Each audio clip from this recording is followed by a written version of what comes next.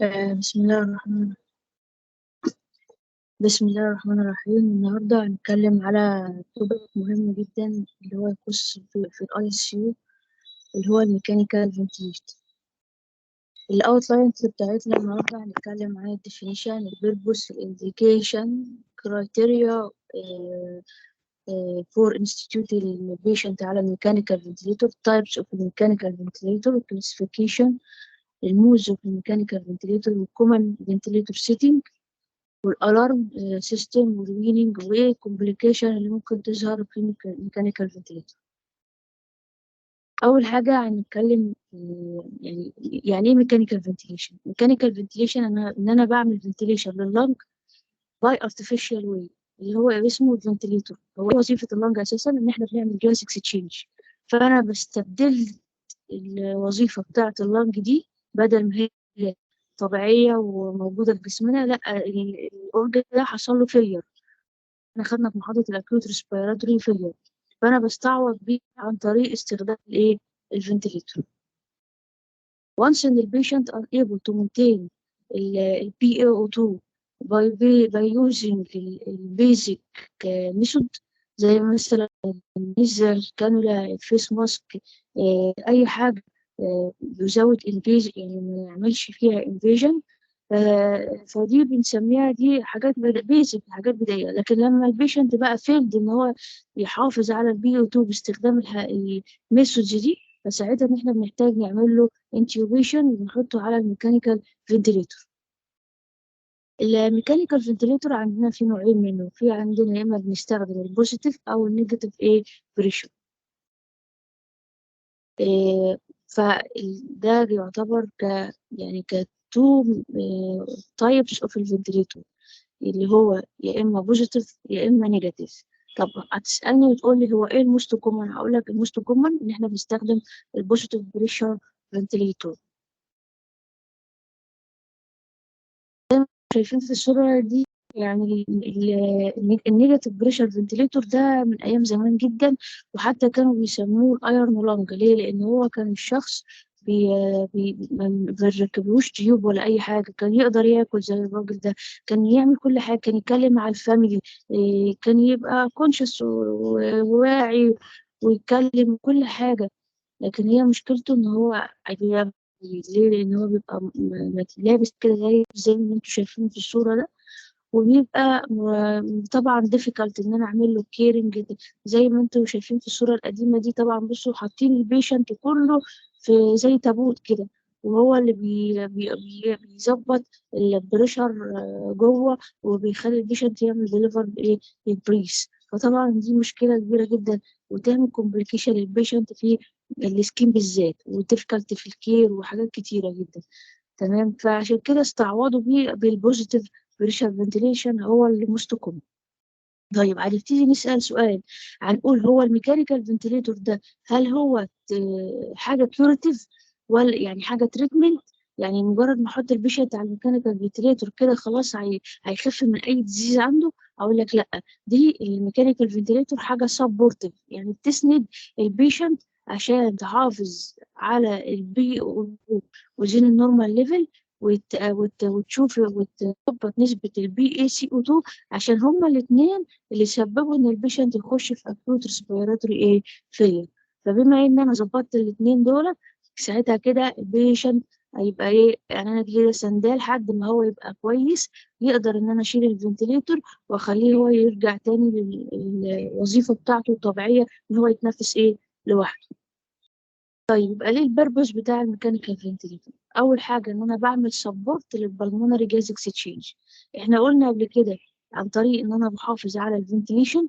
الفنتليشن قلنا ان هي الهواء اللي داخل جوه اللنج، فالهواء اللي داخل محمل بالاكسجين، فبالتالي هيحافظ على التيشو اوكسجينيشن، بيقلل الورك اوف بريس. طبعا دي بتبقى كومن في البيشنت بالذات اللي هم عندهم ARDS، فبيبقى بيستخدموا الاكسسوري ماسلز. فانا عشان اقلل ان البيشنت يوزنج الاكسسوري ماسلز، ومن كتر ما هو بيوزنج الاكسسوري ماسلز يحصل له فتيك، فساعتها بحطه على الفنتليتور. وبرده من ضمن البيربز بتاعنا ان انا بزود اللونج فوليوم. طبعا لما بزود اللونج فوليوم معناه ان انا بزود البي اي او 2، يعني بزود الاكسجين عند البيشنت، فبحسن نسبة البي او 2 عنده والساتوريشن. طب ايه هي الانديكيشن فور الميكانيكال فنتيليتور؟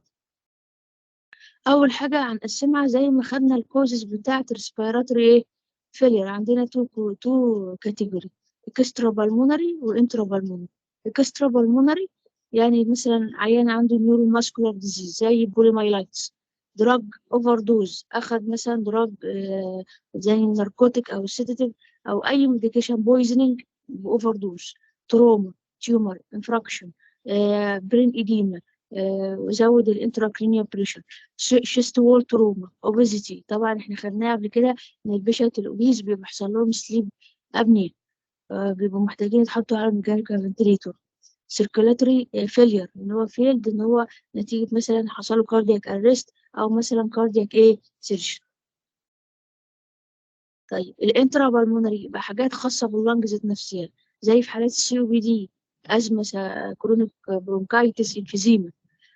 مثلا كونديشن زي بالمونري إديما أو بالمونري إمبوليزم، أتالاكسس، بالمونري فايبروزس، حصل له انفكشن زي النمونيا، تي بي، سيستيك فايبروزس اللي هو بيخلي اللنج ريستريكتد فمش قادرة تعمل اكسبنشن، الكومبلاينس عندها بقى ايه صعب جدا، فعشان كده البيشنت ما بيقدرش ياخد نفسه كويس فيتحط على ميكانيكال فنتليتور. اي ار دي اس اللي هو الاكيوت ريسبيراتوري ديستريس سندروم. يبقى دي الايه الانديكيشن بتاعه الايه الميكانيكال فنتليتور. طيب هنسال نفسنا سؤال: ايه هي الكرايتيريا اللي انا اقول ان البيشنت ده محتاج ان هو يتحط على ميكانيكال فنتليتور؟ هنقسمها على حاجتين، على حسب البulmonary فانكشنال وعلى حسب الاي بي جي. طيب لو الريسبيراتوري ريت اكتر من، هو الطبيعي بتاعنا كام، من 100 ل 20، من 10 ل 20، لو اكتر من 35 معناه ان البيشنت عنده تاكيبنيا، فساعتها كده يتحط على الفنتريتور.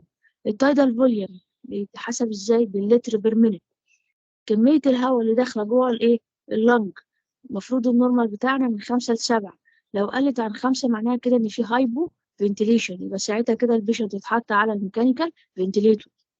الفيتال كاباسيتي دي بتقاس باللتر. يعني ايه الفيتال كاباسيتي؟ يعني بقول للبيشنت خد اقصى نفس واقصى شهيق واقصى زفير، ساعتها كده البيشنت المفروض بيتقاس بجهاز زي السبايروميتر، لو الطبيعي بتاعه من 65 ل 75. طب لو قل عن 15 ساعتها كده البيشنت اتحط على الميكانيكال فنتليتور.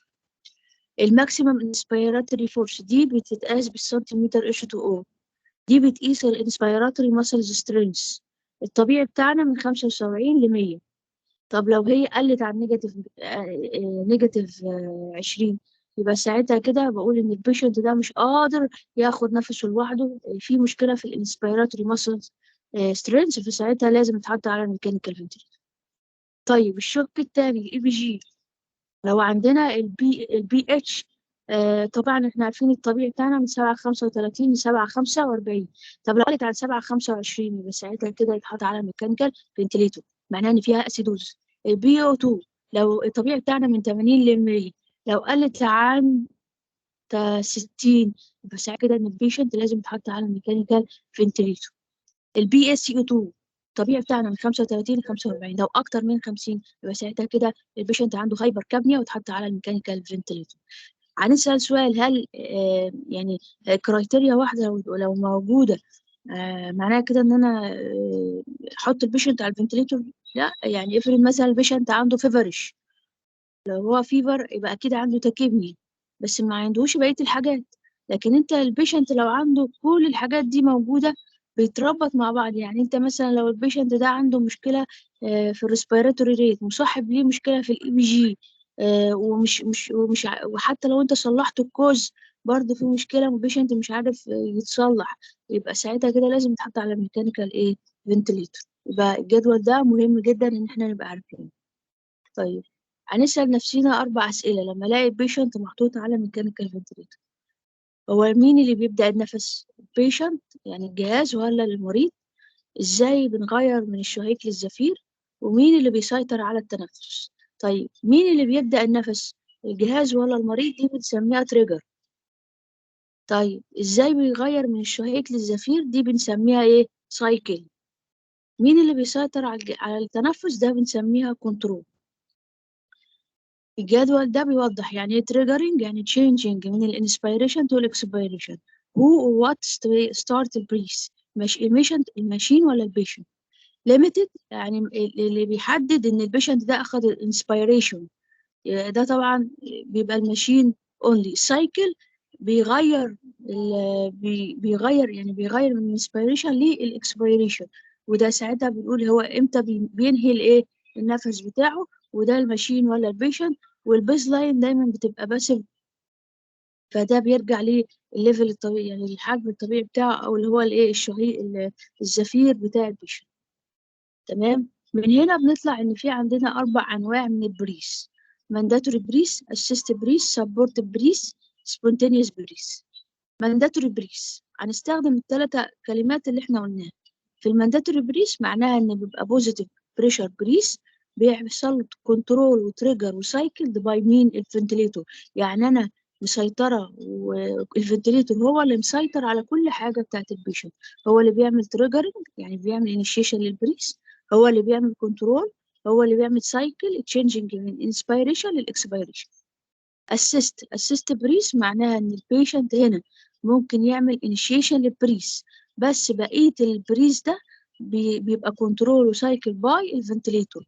يبقى ده مجرد ان هو بيزق زقه بس، البيشنت بيبتدي ياخد نفسه، يبتدي يقول انا، يعمل الانيشيشن عن طريق النيجاتيف انسبيراتوري فورس، فساعتها بعدها الفنتليتور هو اللي بيكمل له كل حاجه.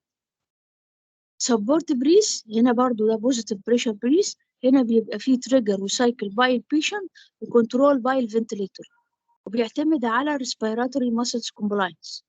spontaneous بريس ده كنترول وبيبتدي وبينتهي باي البيشنت without any input from الايه ميكانيكال فنتليتور. السبونتينيوس بريس بيبقى عادة نيجاتيف بريشر ايه بريس. طب هتسألني تقولي طب ليه بحط البيشنت على الفنتليتور؟ فايدتها ان انا بعمل له بص يعني اول حاجه ان انا ببقى قلقانه من ممكن احطه على البيب عشان يساعد ان البيشنت تبقى اللنج انفليتد، تبقى الفولاي انفليتد. تاني حاجه ان هو البي اي PA2 عشان احافظ على الليفل بتاعه، فبحطه على FiO2 اعلى شويه من الروم اير، يعني اعلى من 21%. بس البيشنت هو بيعمل كل حاجه. طب ودي بتبقى بدايه ان البيشنت هيتفصل ويتحط على مسامير، وساعتها ممكن يتحط على فيس ماسك ويتفصل بس. طيب احنا عندنا هنا يبقى البوزيتيف بريشر فنتليتور ده عباره، الفكره بتاعته ان انا بمسك اللنج بتاعت البيشنت، بعمل بلوينج ميكانيزم يعني زي النفخ، ان انا ماسكه منفاخ وبنفخ فيه البق البيشنت عشان يوصل الهواء ده عشان تتنفخ وياخد النفس بتاعه. فيبقى ده غير الايه، غير النيجاتيف بريشر ايه فنتليتور. زي يبقى احنا شايفين كده ان انا انفخ الايه اللنج دي، والديفايريشن بتتنفخ، الاكسبيريشن ترجع للبيس لاين تاني. طيب انا بستخدم ايه هنا؟ بستخدم ان انا طبعا ببقى محتاجه ان البيشنت ده متركب له كاف ارتفيشال ايرواي اللي هي الاندوتراكيال واي او ترايكيستومي. وطبعا ممكن استغيث بالحاجه دي، ممكن استخدم النون انفيزيف بريشر بوزيتيف بريشر فنتيليشن زي في الصوره دي، ان انا ببقى حاطه البيشنت على الفنتيليتور، بس بدل ما مركبه له الاندوتراكيال تيوب ببقى حاطاه على فيس ماسك، ده اسمه سباب ماسك، وبيبقى متثبت فوق على وش البيشنت، بحيث ان هو ايه نفسه سبورتد باي الفنتيليتور. هنا بنطلع بالكلاسيفيكيشن بتاعت البوزيتيف بريشر فنتيليتور. عندنا قبل ما نخش فيها في كلمة أنا هقولها كده اسمها بريسيت داتا. بريسيت داتا يعني أنا بعمل كونتراكت مع الفيزيشن. الفيزيشن بيقول للبيشنت والله أنا هتفق معاك على بريسيت داتا، يعني أنا هحط لك الفنتليتور، هحطك على الفنتليتور، هتفق بريسيت ريسبيراتوري ريت 14، يبقى انت الريسبيراتوري ريت بتاعك 14، الاف اي او 2 بتاعك مثلا 50%، التايدال فوليوم بتاعك 500، يبقى انا كده اتفقت مع البيشنت انت هتاخد ايه. يبقى كلمة بريسيت داتا عشان لما نلاقيها بعد كده عشان نفهم يعني ايه، يبقى انا متفقة مع البيشنت انت هتاخد ايه. عندنا في 3 انواع من الفنتليتور، يا اما فوليوم سايكل فنتليتور، يا اما بريشر سايكل فنتليتور، يا اما تايم سايكل فنتليتور. الفوليوم سايكل فنتليتور هنا ان انا بعمل فنتليشن باستخدام الفوليوم. طب احنا هنا كاتبين كلمه سايكل. سايكل احنا قلنا عليها ايه؟ ان ان انا بتحول من الانسبيريشن يبقى الاكسبيريشن. طب معناها ايه بقى؟ in which التايب بتاع الفنتليتور ده ان انا الانسبيريشن is terminated، النفس بتاع البيشنت الانسبيريشن بينتهي after preset volume has been delivered by ventilator. يعني بعد ما انا عملت deliver لبريست فوليوم كمية معينة من الهواء، ساعتها البيشنت بينهي من الانسبيريشن للاكسبيريشن. ماشي؟ طيب بمعنى آخر إن الفنتليتور بيعمل ديليفر لبريسيت تايدال فوليوم، وإن الانسبيريشن بينتهي لما البريسيت تايدال فوليوم يبقى أتشيف. يبقى أنا بعتمد هنا على البريسيت تايدال فوليوم. بريسيت إحنا قلنا إن إحنا متفقين على كمية هواء مع أول فوليوم يبتدي يحصل له ديليفر. مجرد ما بياخدها زي ما شايفين في الصورة دي، يبقى الفنتليتور بيدي كمية هواء فوليوم معينة للبيشنت. مجرد ما بياخدها بيبتدي يحصل ترمينيشن للانسبيريشن ويخش على الاكسبيريشن. بريشر سايكل فنتليتور نفس، انا بس هنا بدل ما بعتمد على الفوليوم انا بعتمد على البريشر. يبقى هنا الانسبيريشن is terminated بينتهي when specific airway pressure has been reached. لما بوصل لحد معين من البريشر في الايرواي، ساعتها كده بقول البيشنت ده اخد نفسه، وساعتها كده يبقى الانسبيريشن ايه؟ انتهى. طيب يبقى تاني، يبقى البريشر سايكل فنتليتور ده الفنتليتور ده بيعتمد ان انا بنبتدي من الانسبيريشن وينتهي بالاكسبيريشن بعد ما بيوصل لسبيسيفيك ايرواي ايه؟ بريشر. تمام زي ما انتم شايفين في الصورة دي. يبقى هنا بيعتمد على الايه؟ على البريشر. طيب التايم سايكل فنتليتور يبقى هنا بيعتمد على الوقت. يبقى الانسبيريشن is terminated when preset tidal time has been elapsed. يعني لما وقت الانسبيريشن يعني مثلا حط ان هو ياخد النفس بتاعه الانسبيريشن في 1 سكند، او في ساعتها مجرد ما تنتهي ال 1 سكند دي يبقى يخش على الاكسبيريشن على طول. طيب بس ناخد بالنا ان التايم سايكل ماشين is not used في adult critical care، يعني ما بستخدموش مع الادلت، بستخدمه مع البيدياتريك. طيب هنسأل سؤال هنا تاني، هو مين الأحسن البريشر سايكل فنتليتور ولا الفوليوم سايكل فنتليتور؟ أقول لك البريشر سايكل فنتليتور هو الموست كومن عن الفوليوم، لأن الكومبليكيشن بتاعة الفوليوم أكتر من البريشر. هنا هنخش في تاني جزء من عندنا في الميكانيكال فنتليتور اللي هو الكومن فنتليتور سيتنج. زي ما انتم شايفين في الشاشة دي الشاشة بتاعة الفنتليتور. أول سيتنج عندنا اللي هو الفريكشن اللي هو الاف اي او 2.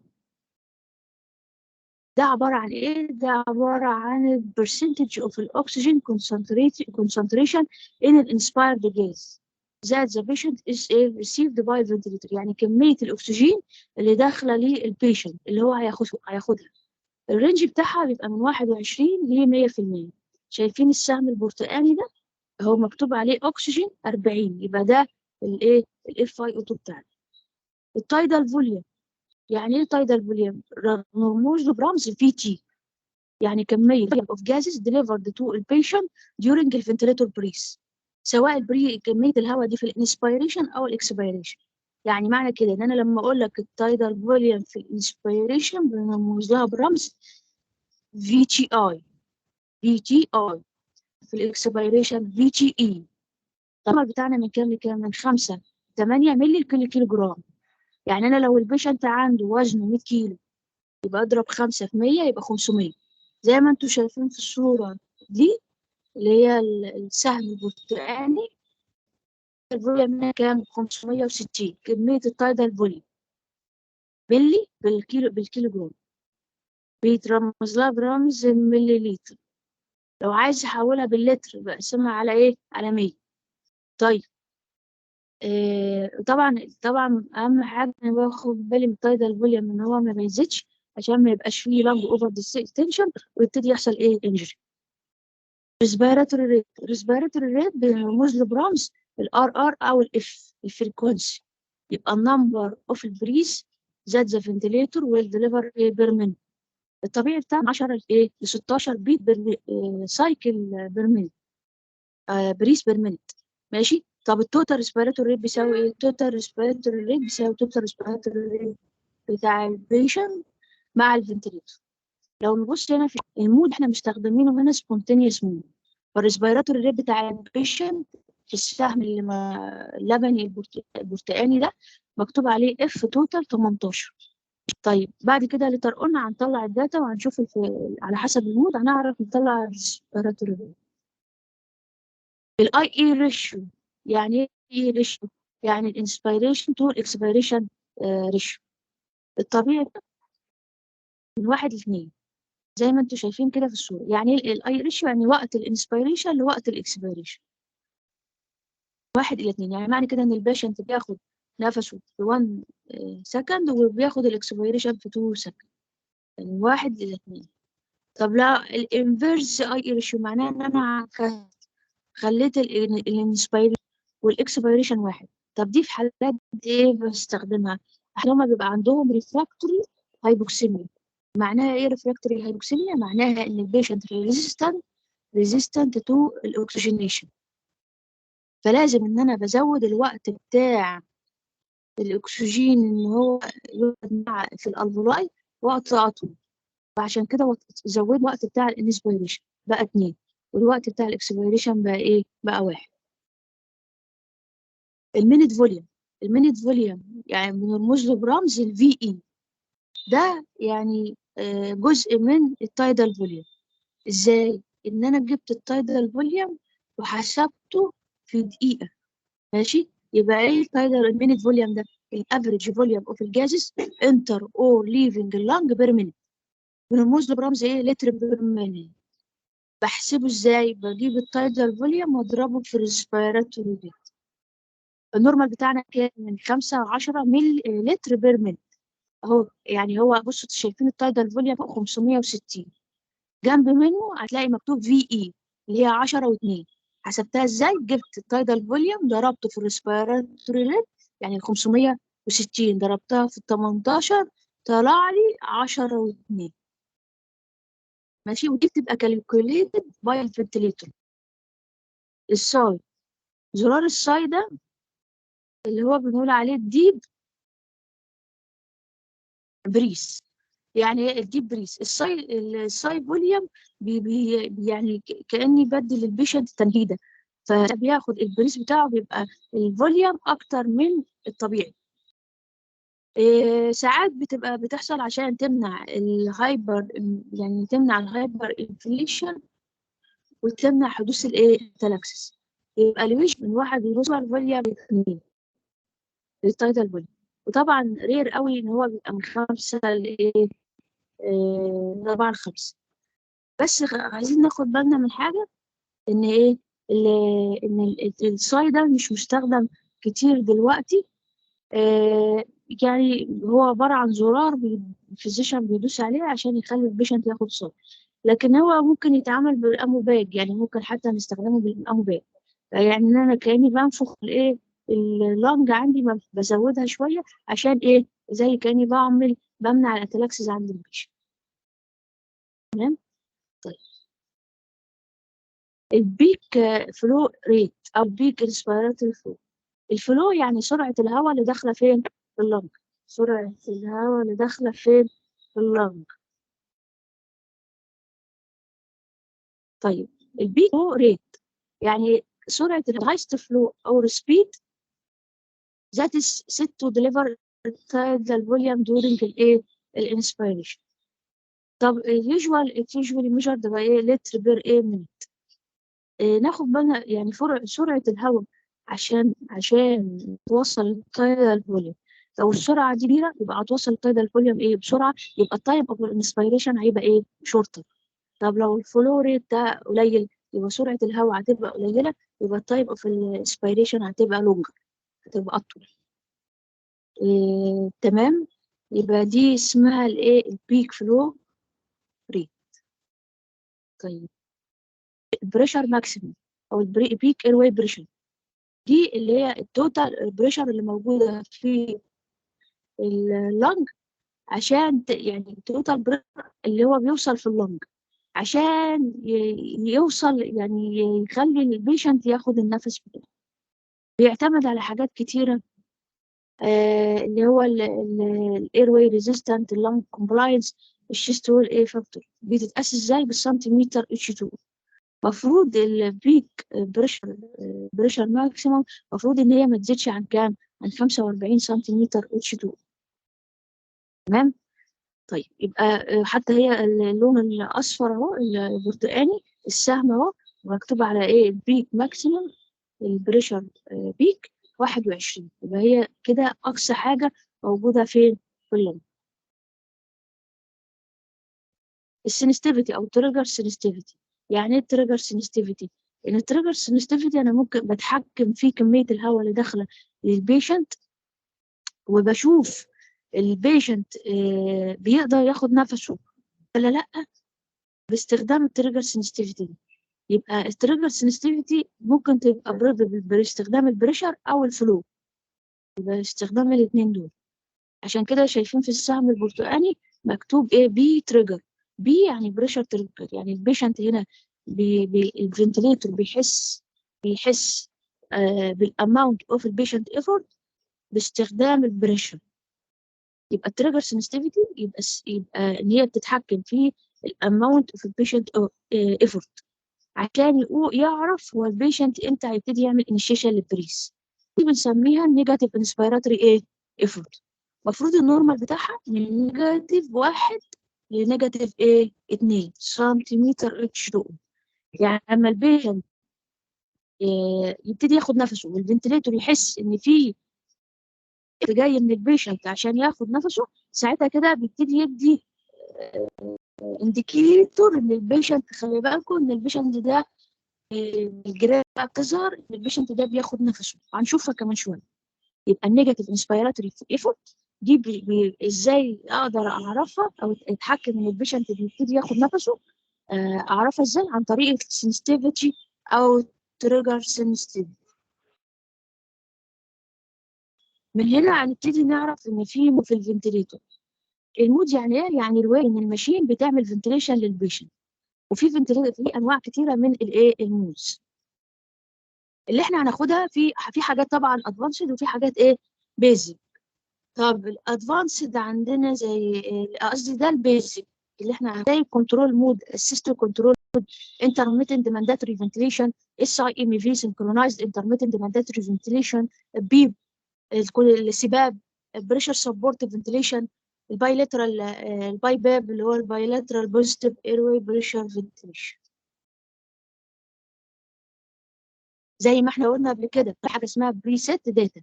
يبقى دي الداتا اللي انا متفقه مع الفنتليتور ان انا اعديها له. الكنترول مود هنا بيقول لك ان الفنتليشن از كومبليتلي كنترول للبيشنت عن طريق ان هو انا حاطه له بقى الفيزيشن، حاطط له ايه؟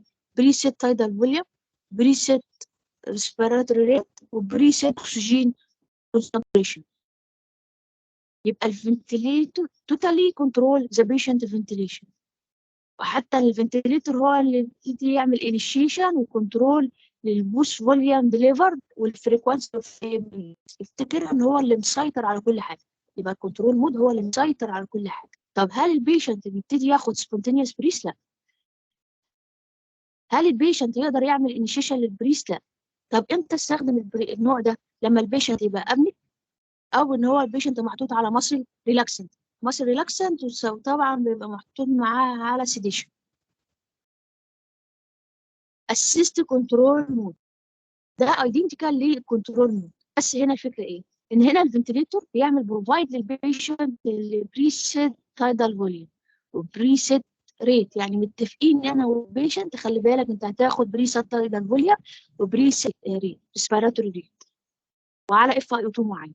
بس ديورنج الكلام ده كله during الفنتليتور بريس البيشنت بيحاول يعمل انيشيشن للبريس بتاعه. فساعتها هنا الفنتليتور بيقدر ان البيشنت عمل ايفورت وان هو بيحاول ياخد النفس بتاعه. فساعتها الفنتليتور بيبتدي يعمل اسيست للبيشنت ليفر السبيسيفيك تايدال ايه فوليوم. يبقى هنا الريسبيرات هيبقى عالي شويه، يبقى التوتال ريسبيراتوري ريت هنا هيساوي ايه؟ الريسبيراتوري ريت بتاع البيشنت والريسبيراتوري ريت بتاع الفنتليتور. شايفين السهم الاحمر ده اللي احنا قلنا عليه نيجاتيف انسبيراتوري فورس. لما بلاقي على الجراف بتاع الفنتليتور ان البيشنت في البريشر في حاجه جزء البريشر نازل لتحت، سهم نازل لتحت كده، يعني زي حاجه صغننه كده نازله، معناه ان البيشنت هو اللي بيبتدي يعمل انيشيشن للبريس. دي في تاني واحده. في اول واحده مش موجوده، يبقى دي كنترول بريس، يعني دي بريس هو الفنتليتور عاطيه للبيشنت. يعني معنى كده ايه؟ ان البيشنت لما بيبتدي ياخد نفسه، لا مع الاسيست كنترول بيقول ايه للفنتليتور؟ ابوس ايدك زق معايا البريس ده، خلي النفس ده يزق معايا. فساعتها كده مجرد ان البيشنت بيعمل بس انيشيشن للبريس والفنتليتور بيكمل له كل حاجه ماشي. عشان كده يبقى ايه؟ هو عمل تراير ان هو اخد النفس ايه بتاعه. يبقى التوتال ريسبيراتوري ريت بيبقى عبارة عن respiratory rate بتاع الفنتليتور اللي هو المانداتوري وريسبيراتوري اسيست بريس. هنا بنستخدمه عشان طبعا ان انا بعمل ايه؟ مثلا لو البيشنت ده فيرست انتيوبيتد او البيشنت ده عنده ويكنس اوف ايه المسلز، فطبعا انا كده بساعد ان البيشنت ما يبقاش ديبندنت على الفنتليتور وممكن ان هو ياخد النفس ايه بتاعه. طيب ثالث مود عندنا intermittent mandatory ventilation IMV. يعني ايه؟ بعمل فنتيليشن لللنج، بستخدم مانداتوري بريس. ايه المانداتوري ده؟ المانداتوري ان انا بعمل ان الفنتليتور هو اللي بيعمل بروفايد لبريسيت نمبر اوف بريس مع سبيسيفيك تايدال فوليوم واف اي او 2. طب ايه المشكله كده؟ احنا شغالين كده كنترول، بس during الفنتليتور بريس البيشنت بيبتدي يعمل انيشيشن للبريس، وبيبتدي يحاول ياخد، مش يعمل انيشيشن بس، ده بيحاول ياخد سبونتينيوس بريس لوحده. بس ايه الريسبونس بتاع الفنتليتور؟ ان الفنتليتور دونت اسيست الايه سبونتينيوس بريس، يعني الفنتليتور هنا ما بيساعدش البيشنت زي الاسيست ايه كنترول. فطبعا بتوين الماشين بريس البيشنت لما بيحاول يبتدي ياخد سبونتينيوس بريس ما بيلاقيش اي اسيستنت منين؟ من الفنتليتور. ساعتها كده بنلاقي ان البيشنت دخل في حاجه اسمها ديسنكرونايزيشن. ديسنكرونايزيشن يعني ما فيش توافق ما بين اتنين، ما بين الفنتليتور والايه والبيشنت. ساعتها كده كأن الفنتليتور بيسيب البيشنت لوحده، وماليش دعوة، أنا هديك النفس، أنا حاطط تارجت معين وحققه. فطبعا بيدخل البيشنت في مشكلة بنسميها بيشنت فنتليتور ديسنكرونايزيشن. فهنا معناها ايه؟ ان البيشنت بريس فيل تو ماتش اكزاكتلي while الفنتليتور اسيست بريس. فساعتها هنا الفنتليتور ايه اللي بيحصل؟ بيخش فيه البيشنت بيخش فيه ريسبيراتوري ديستريس. وساعتها كده الفيزيشن حتى يقول ايه يقول ان البيشنت ده بيفايتنج مع الجهاز.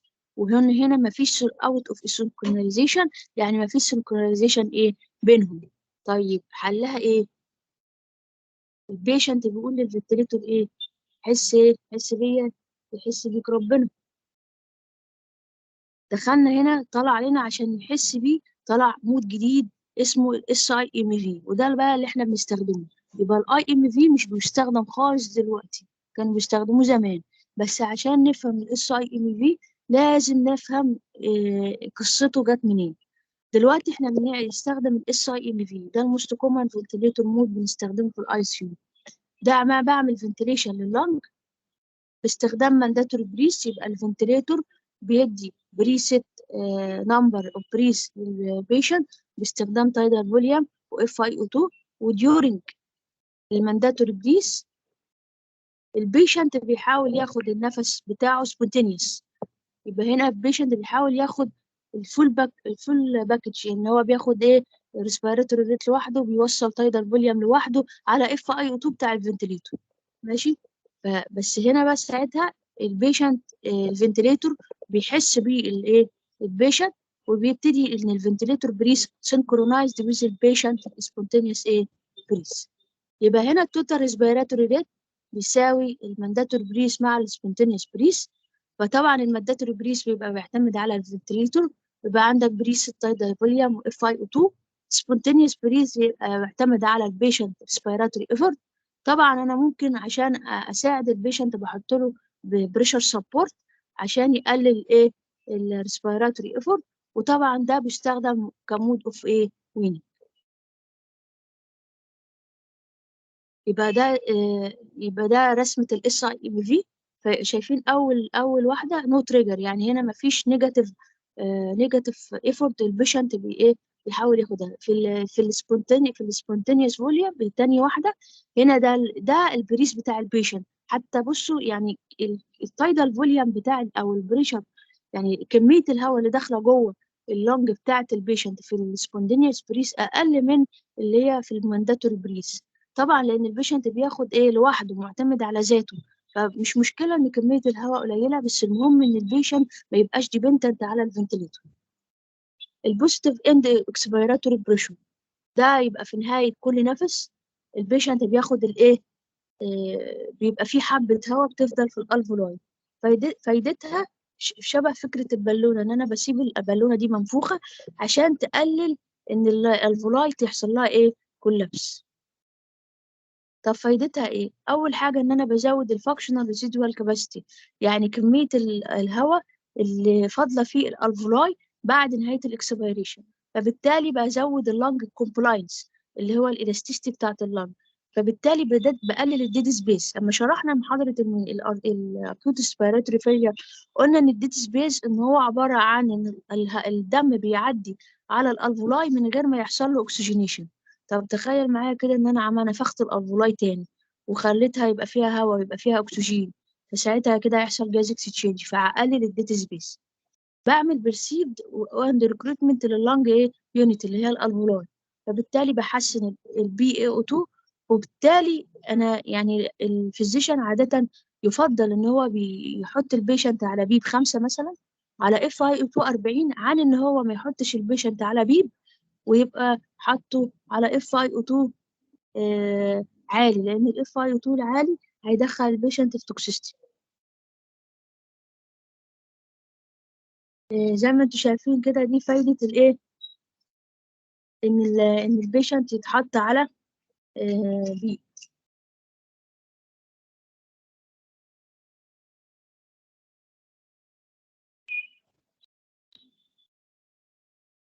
طب ايه هي الكومبليكيشن بتاعت ان انا البيشنت ده يتحط على بيب؟ اول حاجه ان انا بيزود البيب ده، بيزود الانترا ثوراسيك بريشر. فبيزود طبعا بيضغط على الهارت، فبيقلل الفينوس ايه، ريتيرن، فبيقلل الكاردياك اوتبوت، فبيدخل فيه هايبوتنشن وبيسبب اورجان هايبو برفيوجن. وبيزود الانترا ايه كرينيال بريشر، وممكن يحصل بارو تروما اللي هو رابشر اوف الايه، الالفولاي. طيب السباب بقى، السباب ده السباب ده اللي هو بعمل ديليفر ليه البريس بتاعت البيشنت ات ليفل معين اوف البريشر. يبقى احنا عندنا ان هو بعمل كونتينيوس، ببدي بريس للبيشنت باستخدام بوزيتيف اير واي بريشر كونتيند ليفل. يعني ايه؟ يعني ثابت على في الانسبيريشن وفي الاكسبيريشن اللي هي ريسبيراتوري سايكل. طبعا هنا الفنتليتور هنا ما بيديش اي بريس للبيشنت، وان البيشنت بيبتدي يعمل انيشيشن للبريس. دي الرسمه بتاعه السباب. افتكر ان دايما السباب شبه موج البحر، يبقى البريشر جوه اللنج بيبقى ثابت during الانسبيريشن والاكسبيريشن. طيب لو البيشنت اون سباب مثلا 5، يبقى كده زي كاني سيميلر ان انا زي كاني حطها على البيت. يعني الاثنين بيعملوا نفس الفكره، ان انا بزود الايه، الريزيدوال، بزود الريزيدوال اير، وان انا بحسن الكومبلاينس، وبعمل كل الادفانتج بتاعه البي. فبالتالي بيستخدم عشان يعمل ريستورنج وتيننج للاير، للاماونت اوف اير اللي موجوده في اللنج في نهايه الايه الاكسبيريشن. يبقى البيب والسباب شبه بعضيهم، وبستخدمهم في البيشنت اللي عندهم ريفراكتوري هايبوكسيميا. احنا قلنا ريفراكتوري هايبوكسيميا دي قبل كده في الحالات البيشنت اللي هما بيبقى عندهم ريزيستنت تو، يعني ان انا اصلح ان هو يتصلح بالاكسجين. وقلنا بنستخدم معاه الانفيرس اي اي ريشيو. يبقى ساعات كمان بنستخدم معاه البيب والسباب. يبقى فايدتها ان انا بحسن الاكسجينيشن عن طريق ان انا بعمل اوبننج للكولابس ايه الفولوم. طيب البريشر سبورت فنتيليشن. البريشر سبورت فنتيليشن ان انا بعمل هنا هنا البيشنت بيتنفس سبونتينيوس، والفنتليتور بيعمل ديليفر للاماونت اوف البريشر، البوزيتيف بريشر في للاير في during الانسبيريشن. البريشر سبورت فنتيليشن ان هو بيعزز اوجمنتد، يعني بيعزز او بيقوي السبونتينيوس بريس بتاع البيشنت during الانسبيريشن. شايفين كام اس؟ بريشر سبورت، spontaneous inspiration، كل ده يبقى بيقلل، بيوفركم الاير واي ريزيستنت. افتكرها بقى، بيقلل الاير واي ريزيستنت عشان يقلل الورك اوف بريز. تمام. عشان كده قال لك ان انا ممكن استخدم البريشر سبورت فنتيليشن كمود لوحده او مع مود اساسي، يعني ممكن احطه مع الاس اي ان في. يبقى هنا البيشنت بيعمل انيشيشن للايه، للبريز.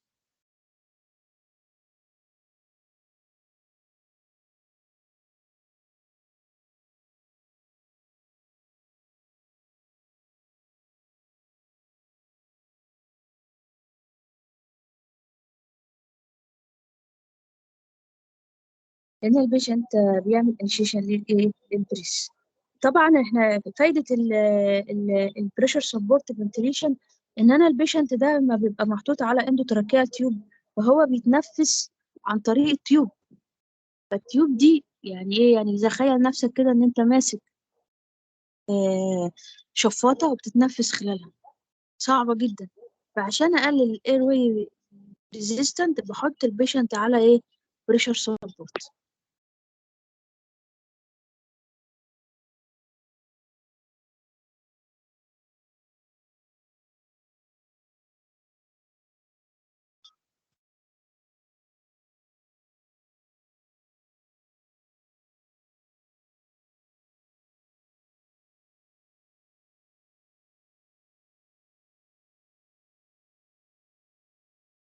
معلش.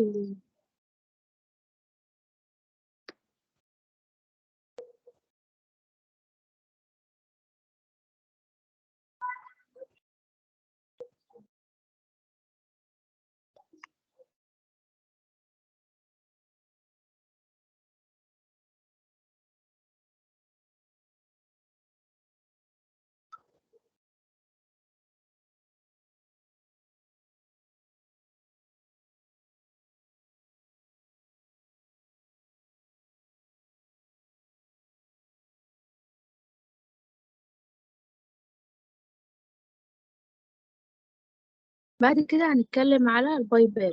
الباي باب اللي هو باي ليفل بوزيتيف اير واي بريشر. هو فكرته فكرة الايه، السباب، نفس الفكرة. بس هو هنا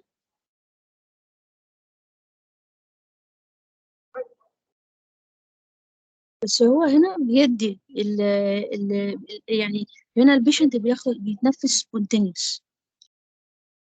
وساعات بيبقى كنترول باي فنتليتور، يعني الباي باب بيشتغل على اتنين، ككنترول او سبونتينيوس بريس. عشان كده مستخدم كتير في الاي سي يو. بس هو الفكرة هنا إن هو بيدي during الانسبيريشن بيدي هاي بريشر، وديورنج الاكسبيريشن بيدي لو بريشر. افتكرها شبه زي ما انتم شايفين في الصورة كده بدرجة السلم. يبقى عندنا في تو ليفل اوف بريشر، ايباب، ايباب وايباب. ايباب اللي هو بيبقى في الانسبيريشن، inspiratory pressure support، والإباب اللي هو السباق الاكسبيراتوري بريشر. يبقى احنا عندنا تو ليفل اوف ايه اوف بريشر، يبقى الهاي بريشر يبقى في الانسبيريشن واللو بريشر في الاكسبيريشن. البريشر التايم في الهاي بريشر بيعتمد، بيبقى انا حاطه له انسبيراتوري تايم، والاكسبيراتوري تايم بيتحسب عن طريق الانسبيراتوري دي. يبقى دي شكل هنا شاشه من شاشات الفنتليتور. هنا المود اللي محطوط عليه اللي هو بريشر كنترول، اللي هو البي سي بريشر كنترول اسيست كنترول، يبقى هو على اسيست كنترول. هنا الباي باب اللي هو البي اي بي اللي هو البيك انسبيراتوري بريشر، اعلى بريشر في اللنج 24. المين بريشر الموجود في اللنج 9 و8، البيب 6، المينت فنتيليشن 6 و9، الريسبيراتوري ريت 20، التايدال فوليوم 335. طيب بصوا مع بعض في حاجه كده. هنا الريسبيراتوري ريت اللي هو بالاخضر اللي هو مكتوب تحت هنا 20، وهنا الريسبيراتوري ريت اللي فوق كام؟ 20. يبقى كده معناها كده ان البيشنت ما بياخدش نفس، يبقى هو ده بتاع الفنتليتور. تمام. الاف اي او 2 كام؟ 40%. البريشر ديورنج الانسبيريشن اللي هو البريشر سبورت 24. البيب 6 زي ما احنا قلنا.